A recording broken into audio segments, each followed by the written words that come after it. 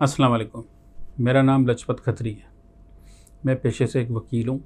आज मैं एक छोटा-सा सवाल लेके आया हूँ और उसके जवाब भी लेके आया हूँ। वो मेरा छोटा-सा आम आदमी का सवाल है। आम आदमी आता है हमारे पास, वो ये पूछता है कि सर ये फाइलर क्या है? और ये नॉन फाइलर क्या है? तो उसकी छोटी-सी चंद अल्फ़ाज़ में, चंद जुमलों में आपसे तशरीह करना चाहता हूँ कि फाइलर होता क्या है और नॉन फाइलर होता क्या है? इनकम टैक्स रिटर्न होता क्या है? या जिसको हम गोशवारा बोलते हैं, होता क्या है?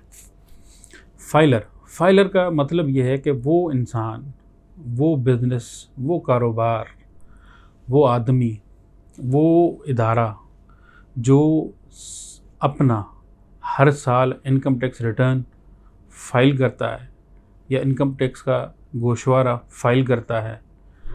कहाँ फाइल करता है? एफबीआर में, फेडरल बोर्ड ऑफ रेवेन्यू के पास अपना एक रिटर्न जमा कराता है, उसको कहते हैं फाइलर। जो आदमी जो रिटर्न नहीं फाइल करता उसको कहते हैं नॉन फाइलर। अब फाइलर बनता कैसे है? फाइलर बनता ये है कि कुछ शराइत दी हुई हैं इनकम टैक्स के लिए पाकिस्तान में, पाकिस्तान के इनकम टैक्स आर्डिनेंस के तहत, कि कौन कौन पाकिस्तान में फ़ाइलर बनेगा और फाइलर की रिक्वायरमेंट क्या क्या है, वो सारी चीज़ें उसमें बताई हुई हैं, जो कि मैं आपको अब अगले वीडियो में बताऊंगा कि मैं फ़ाइलर क्यों बनूं। और ज़ाहिर बात है उसमें ये शराइत सारी आ जाएंगी कि फ़ाइलर बनने के लिए कौन कौन सी शराइत है। तो फाइलर लोगों का एक मिसकंसेप्ट है।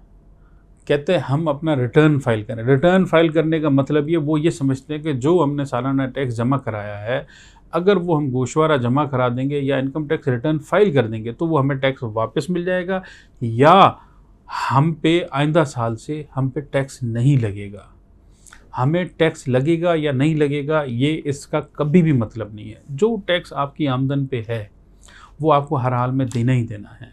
हाँ, लेकिन आपको इतना ज़रूर फ़ायदा होता है कि आपको उसमें बहुत सारी जगहों पे बेनिफिट मिलता है।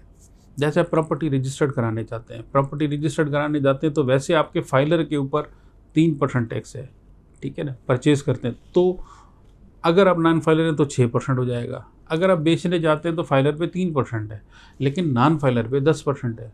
बैंक में आप अकाउंट खोल रहे हैं, आपकी तनख्वाह सालाना 2 लाख रुपए है, लेकिन अब जब आप 2 लाख रुपए बैंक से निकालने जाएंगे तो आपको 0.6% का टैक्स लग जाएगा, जो कि 1200 लोग 2 लाख निकालेंगे, आप पे 1200 रुपये का टैक्स लग जाएगा।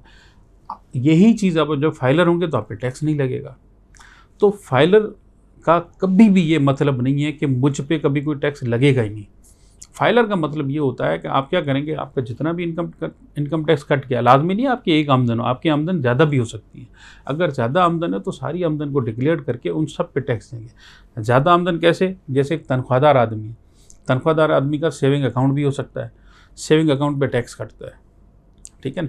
आपका वो उस पर टैक्स कितना 15% है, जो प्रॉफिट एंड डेट है उस पर 15%। अगर आप नॉन फाइलर ना तो 30% लगेगा।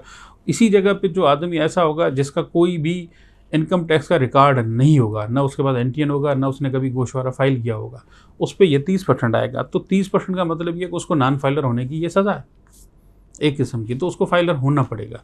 अगर कोई गाड़ी लेते हैं, गाड़ियों पे भी टैक्स आपके बढ़ जाते हैं। अगर कोई और चीज़ लेते हैं तो उस पर भी टैक्स बढ़ जाता है। तो फाइलर का मतलब ये है कि आपको गोशवारा जमा कराना है सालाना तौर पर। हर साल 1 जुलाई से लेकर 30 सितंबर तक की आखिरी तारीख होती है गोशवारा जमा कराने की, पिछले साल की। ये डेट बढ़ती भी है, जैसे अभी इस दफ़ा हमारी डेट बढ़ चुकी है। डेट क्या बढ़ी है? डेट हमारी जो थी वो पहले डेट थी 30 सितंबर, अब इसको 31 अक्टूबर तक बढ़ा दिया गया है। वो बढ़ाने के बाद हमारे ऊपर ये लाजिम हो गया है कि हम अपना 31 तारीख तक, अगर हमने गोशवारा जमा नहीं कराया तो हम अपना टाइम पे गोशवारा जमा करा दें।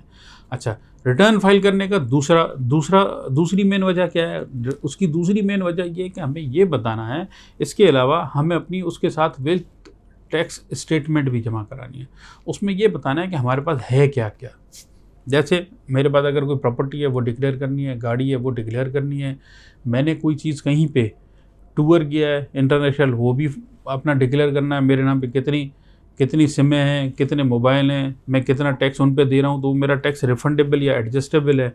अगर मैं तनख्वाहदार हूँ कहीं, तो ज़ाहिर बात है कहीं प्राइवेट है या गवर्नमेंट इदारा है, तो मुझे लिख के अगर कहीं पे ये एज ए मुलाजिम हूँ, कहीं एम्प्लॉई हूँ, वहाँ अगर एक अंडरटेकिंग देता हूँ जो एम्प्लॉई की अंडरटेकिंग होती है कि मेरा मिनिमम साल में ये टैक्स कट जाता है, सपोज मेरा 10,000 रुपये टैक्स कट जाता है और वो इस मद में कटता है, उसकी अंडरटेकिंग दूंगा तो मेरा एम्प्लॉयर जो टैक्स काटता है उसमें से वो 10,000 रुपये टैक्स नहीं काटेगा, उतना कम कटेगा जो कि मेरा रिफंडेबल में जाने की ज़रूरत नहीं पड़ेगी। तो गोशवारा जमा करने का मतलब ये है कि अपनी सारी चीज़ें डिक्लेयर करना, अपनी इनकम भी डिक्लेयर करनी है, अपने एक्सपेंस भी डिक्लेयर करने, अपने एसेट्स भी डिक्लेयर करने। गवर्नमेंट ऑफ पाकिस्तान को पता होना चाहिए उसके बाशिंदों के पास क्या क्या है, क्या क्या नहीं है और कैसे है।